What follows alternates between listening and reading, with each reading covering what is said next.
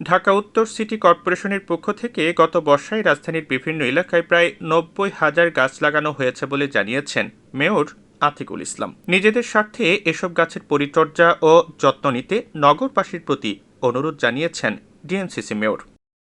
সোমবার ডিএনসিসি নগর ভবনের হলরুমে মেয়র ও কাউন্সিলরদের দায়িত্ব গ্রহণের ৪ বছর পূর্তি উপলক্ষে আয়োজিত এক সংবাদ সম্মেলনে নগরবাসীর প্রতি মেয়র এই অনুরোধ জানান। বৃক্ষরোপণ শুরু করেছি এবং এই বৃক্ষরোপণের জন্য আমরা গত বর্ষায় প্রায় ৯০,০০০ গাছ লাগানো হয়েছে এবং সেই জন্য আমরা লাউতলা যে খালের পাশে সারি সারি গাছ, নেভি কোর্টের থেকে বিজয় সরণি পর্যন্ত গাছ, তেজগাঁও গুলশান লিংক রোড, গুলশান ২ থেকে গুলশান ১ ফুটপাত, মিরপুর, কল্যাণপুর, শেরেবাংলা সব অন্যান্য এলাকায়।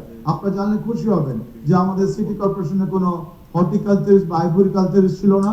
আমি সবসময় বলি গাছ লাগাতে অনেক সোজা, গাছ মেনটেন করা কিন্তু অনেক কঠিন।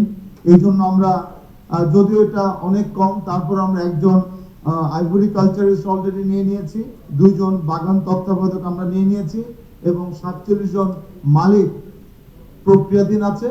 এ সময় মেয়র বলেন, আমাদের কোন ওয়ার্ডে কী ধরনের হিট আছে সেটি আমাদের চিফ হিট অফিসার ও ঢাকা বিশ্ববিদ্যালয় তথ্য দিবে। আমরা তাহলে বৈজ্ঞানিক উপায়ে গরম কমাতে ওই ওয়ার্ডে গাছ লাগাতে পারবো। আমাদের চিফ হিট অফিসারের মাধ্যমে আমরা সেই হিট ওয়েব পোর্টালের জন্য বাংলাদেশ আবহাওয়া অধিদপ্তর ওয়েবসাইটে ঢুকে ডিএনসিসি নাগরিকরা আগাম হিট ওয়েভ অ্যালার্ট পাবে, এটিও আমরা শুরু করে দিয়েছি। এ সময় সংবাদ সম্মেলনে ডিএনসিসির প্রধান নির্বাহী কর্মকর্তা মীর খায়রুল আলম, সচিব মোহাম্মদ মাসুদ আলম সিদ্দিক, প্রধান প্রকৌশলী ব্রিগেডিয়ার জেনারেল মোহাম্মদ মঈনুদ্দিন, প্রধান স্বাস্থ্য কর্মকর্তা ইমরুল কায়েস চৌধুরী, প্রধান বর্জ্য ব্যবস্থাপনা কর্মকর্তা ক্যাপ্টেন মোহাম্মদ ফিদা হাসান ও বিভিন্ন ওয়ার্ডের কাউন্সিলররা উপস্থিত ছিলেন।